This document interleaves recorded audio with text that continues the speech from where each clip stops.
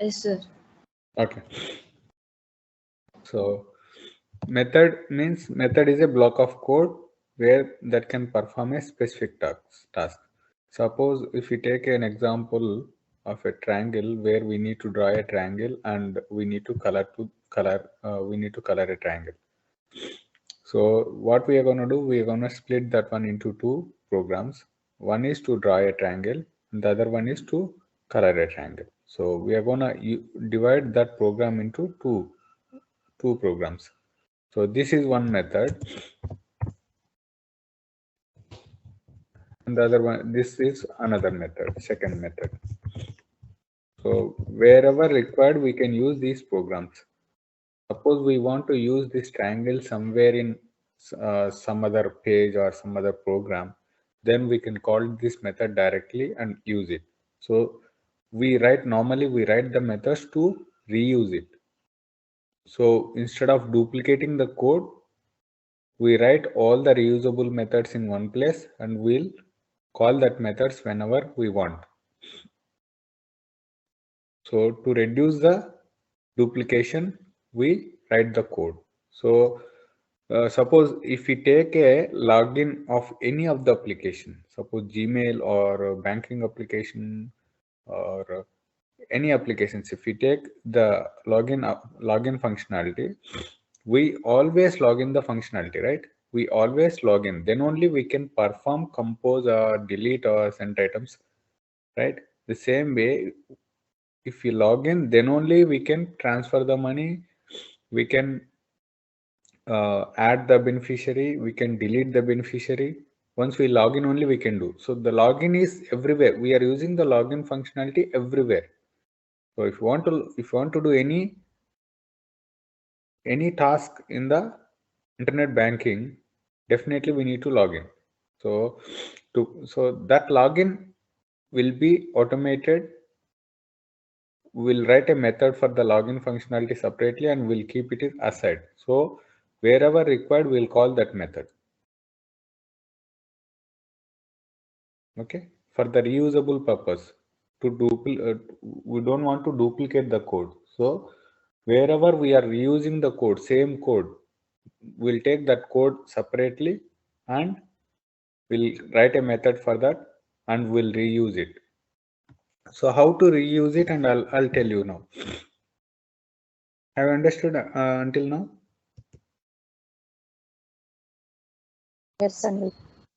So what we are doing, dividing a complex program into smaller programs so that we can understand and we can reuse it. So that is the main purpose of method. Dividing the complex program into or bigger program into smaller programs, and it's easier to understand and it's easier to reuse it. So basically to reduce the duplication of the code. So we have two types of methods.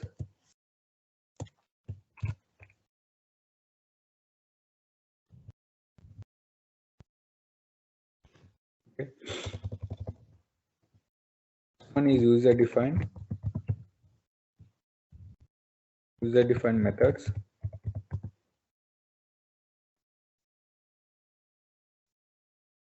And one is standard library methods.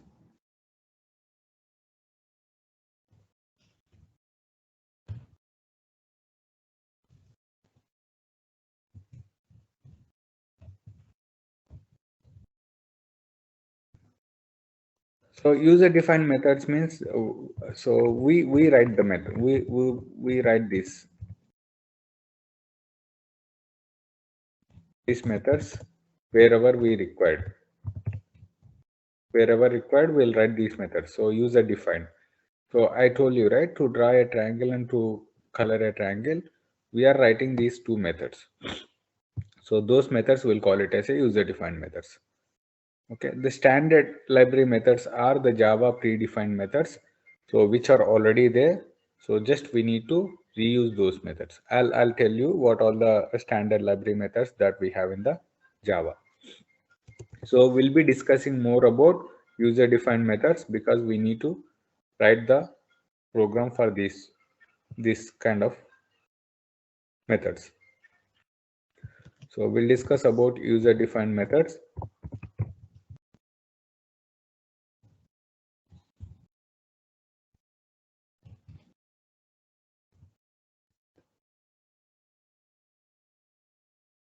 So the syntax of user defined methods is return type,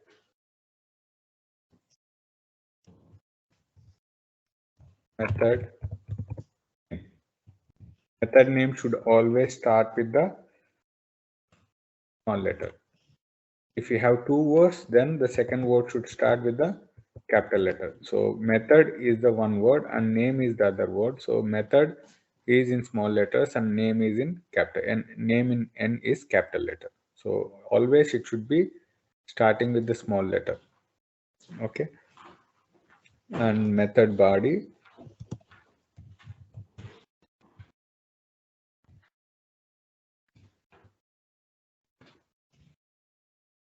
This is the syntax.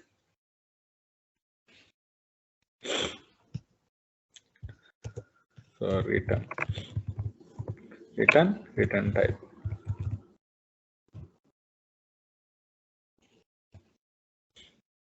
This is the syntax of the user defined method.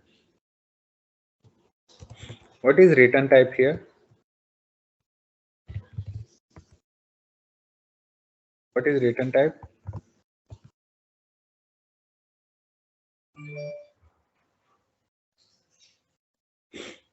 Return type defines what type of value a method returns. It defines what type of value it returns.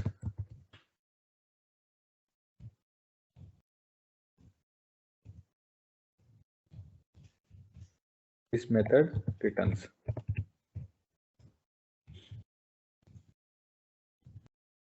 Suppose if it is an integer value, then it will return the integer type. If it is a string, then it will return string type. If it is a double, it will return double type. If it is a float, it will return float type. So like that.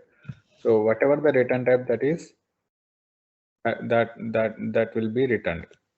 The return type of the method will be int. If it is int, if it is string, it will be string, double, float, like this. So that is the return type. Okay. If the so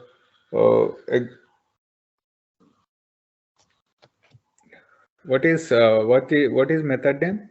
Method name should be in small letter, which should start with the small letter. If we have two words, then the second word should start with the capital letter. So the name of the method, that should be meaningful. So by seeing that method name, we should understand what exactly this method will be performing. Okay, what exactly this method is performing. So if I take an example of add two numbers, then I'll create so suppose if you want to write a program to add two numbers, then I'll write a method name as add two numbers. Okay, don't worry about how long the method name is, but it should be meaningful. By seeing that method name, they should understand that what exactly that method is doing, what exactly that method is returning. Okay, so here we have again two types. One is one will return the value, whatever the return type. Based on the return type, it will return the value.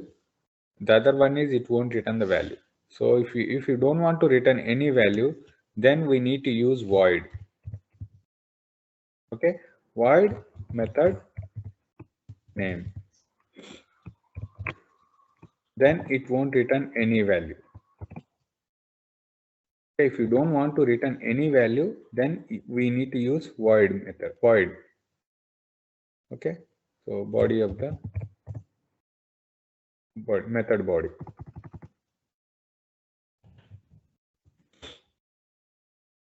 Okay, so why we are using return type? Why we want to use return? Anyone? to define the data type? Suppose I want to pass a variable. I want to use username, which is coming from here. I'll get a username here. Okay, this username will be used in some other place. Okay, so that username should be written when we call this method. Suppose there is a login functionality. I have written a method where username and the password will be coming from here. So that username, whatever the username and the password that is coming from this method, should be used in some other place. So that value should be written, right? So that's why we are using the return type here. So if you don't want to use anywhere, then just we want to use this method, then we can go it for void. Are you clear? Are you clear about return type and void? Yes, Sandeep. So if you use void, we are not going to return any value. If you use Any return, value. yeah. If you use return type, then it will return the value. So I'll show you the programs, then you understand more. So let us take an example. Add two numbers.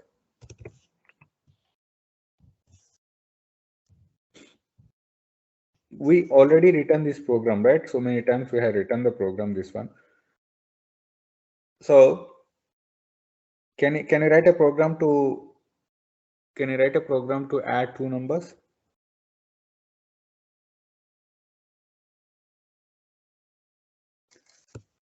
So class main, this is the main class. So what we are going to do, we are going to create a method here.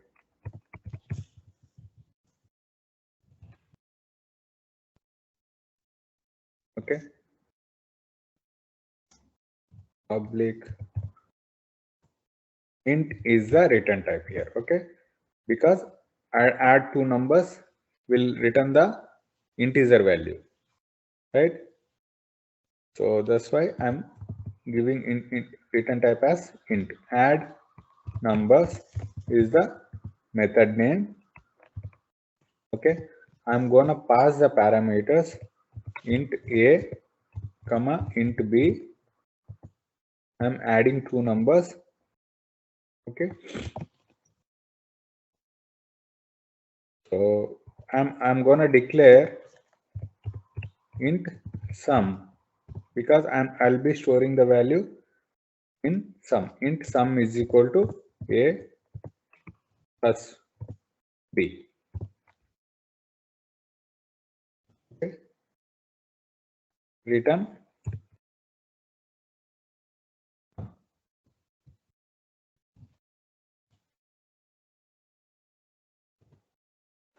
So this is the method that we have written to add and return the value sum.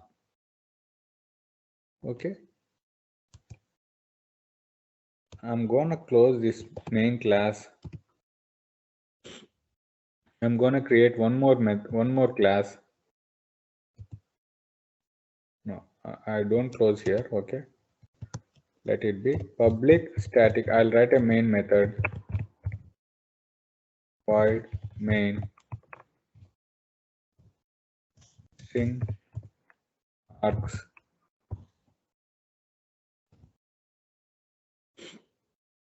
So what we are going to do here, I'm going to pass int num1 is equal to 25, int num2 is equal to 15. So create an object. Now what we need to do? Do we need to create an object here or not?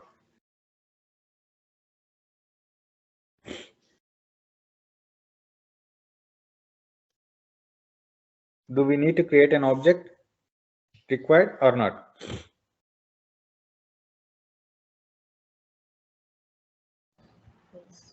Required. Required, yeah. So main obj is equal to mu main.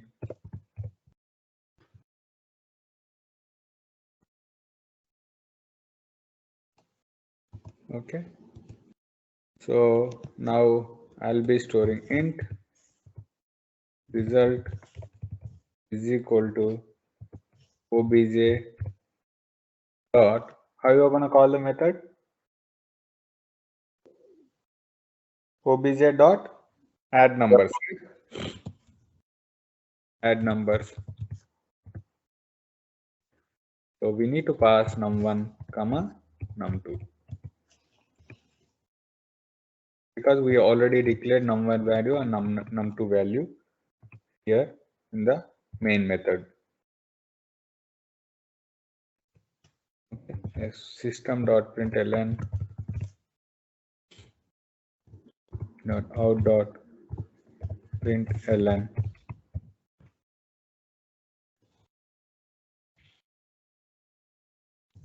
sum of two numbers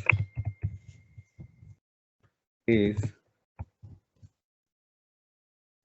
plus result.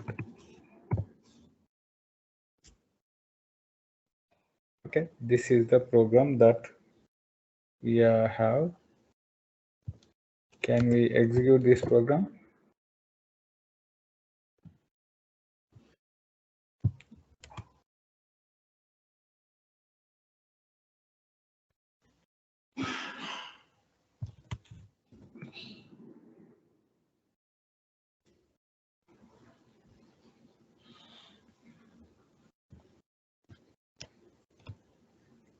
So I'm going to create one more program, Java class.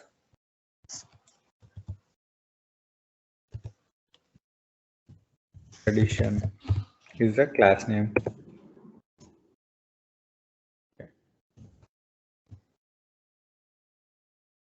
I'm gonna delete the main class.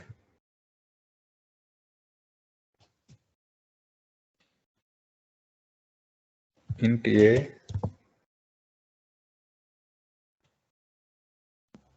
so addition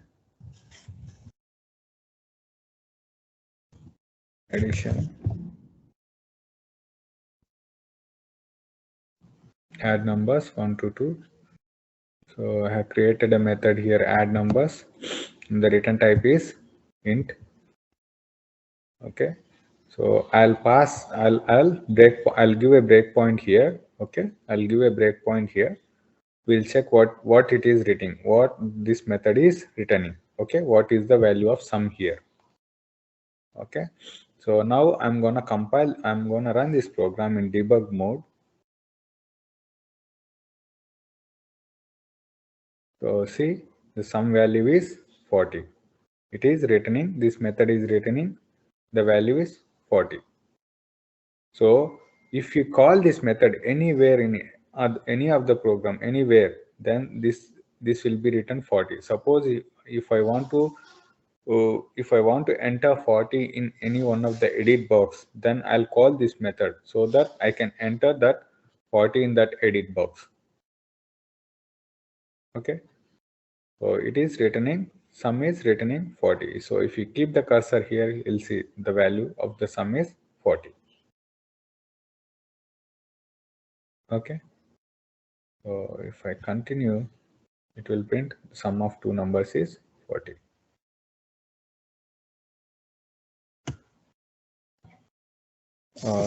Have you understand this program?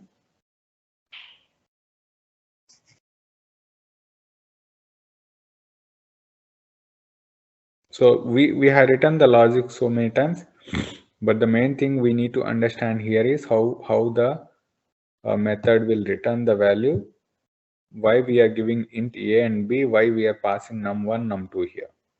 So whenever we are calling this method int a int b, we are passing two parameters here. Okay, we are passing two parameters, so we need to pass two parameters. No need to pass a or b. we can pass any parameters, but that parameter which we are passing should be an integer value. Okay. We need to pass two parameters here in the method. The method tells us that we need to pass an integer value, an integer of two parameters we need to pass. So when we are calling this method, we need to pass two integer parameters. That may be a or not. That doesn't matter. So we need to pass two parameters that should be an integer value. So what I'm doing, I'm declaring two integer values, int num1 is equal to 20, int num2 is equal to 15, and I'm passing two parameters because this method is asking us to pass the integer parameters. So I'm passing two integer parameters here. Okay, then I'm printing the result. So to call the method, okay, just we can call like this. We can even call the method like this, add numbers. We can call like this, but we need to pass the parameters num1 comma num2. But if you want to call like this, okay, it should be a static. It should be a static. If what is okay, before I go here, have you understand this program until here? Have you understood until here? Are you clear until here? Yes, Andy. Okay, so suppose I don't want to create an object. If I don't want to create an object, okay, just I want to use directly a method. Okay, so then we need to pass a static. We need to pass static. We pass static, no need to create an object. If you use a static keyword in the method, if you use a static keyword in the method, then no need to create an object. No need to Object. create an object. Okay, so what I can do, add numbers. So it's coming up here, add numbers. So num1 comma num2 comma num2. So the result is I can directly pass this. I can directly pass this one here. Add numbers num1 comma num2. So let's debug the same code and see what will be the result.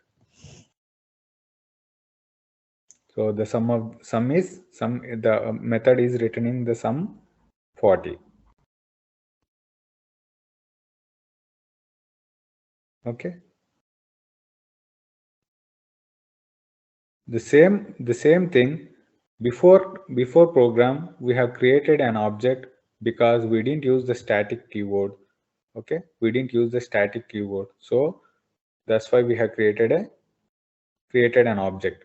If you use a static keyword in the method, then that doesn't require to create an object.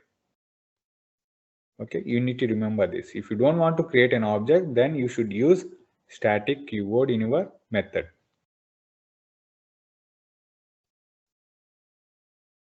Okay, have understood until here?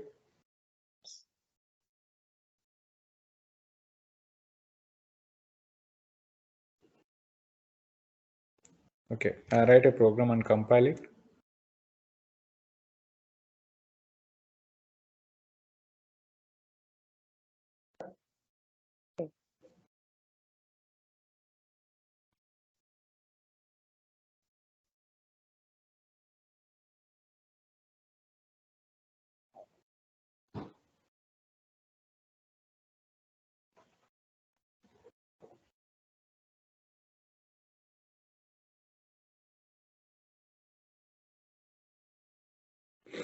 Write two programs, one with static, one without static.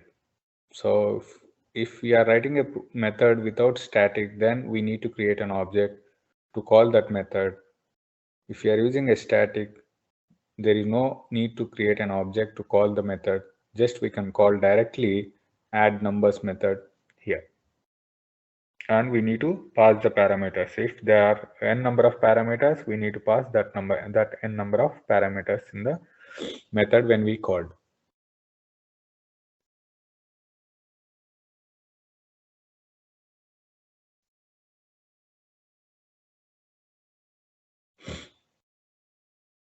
So here static tells us that if you use the static keyword, it can be accessed without creating an object.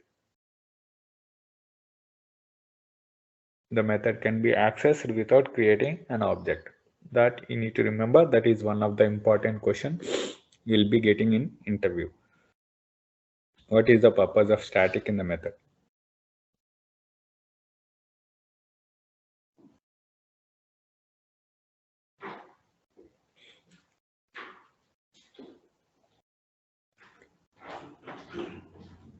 They may ask you anyway, like what you do if you don't want to create an object to call a method.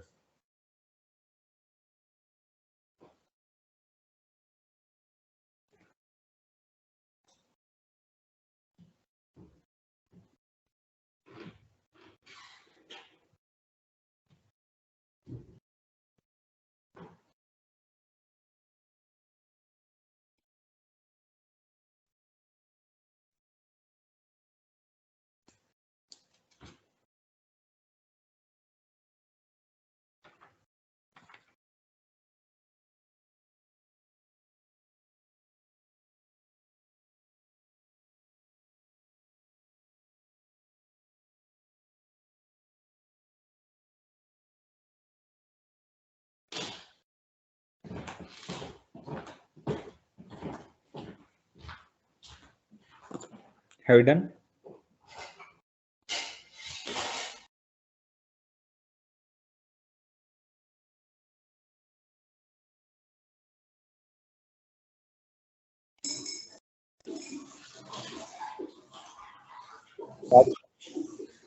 The object no need about. Yeah, no need to create an object when we use a static keyword in the method.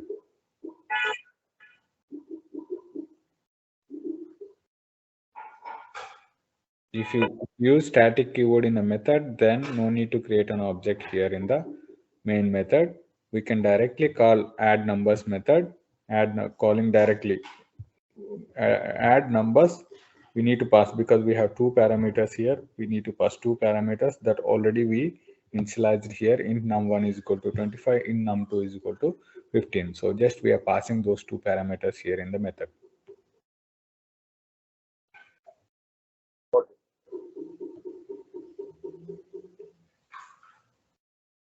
So you people needs to write two programs, one without static and one with static. If you are writing a program without static, then you need to create an object to call this method.